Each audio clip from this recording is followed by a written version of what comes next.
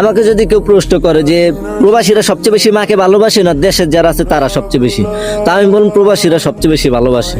তো দেখেন যখন আমরা দেশে থাকি, দেশে থাকা অবস্থায় মা যে কতটুকু জরুরি এসব আমরা বুঝি নাই। মা বাবা ভাই বোন কতটা আপন, বন্ধুরা কতটা আপন এইসব আমরা বুঝি না তখন, ঠিক আছে? মানে সময়টা অতি দ্রুত কাটা যায়, কিন্তু এই প্রবাসে আসার পরে আমরা হারে হারে টের পাই। যেমন ধরেন 8 থেকে 10 ঘন্টা ডিউটি করে বাসায় আসার পরে নিজের পাক করা লাগে, পাক করে খাওয়া লাগে।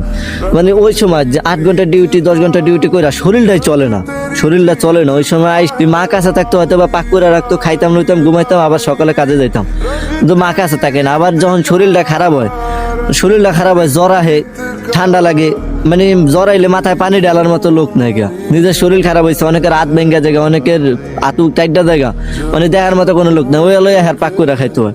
মানে প্রবাস জীবনটা কষ্ট খালি মা কাছে না থাকার কারণে।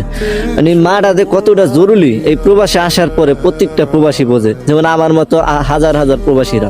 তো প্রতিটা মা ভালো থাকুক, সুস্থ থাকুক।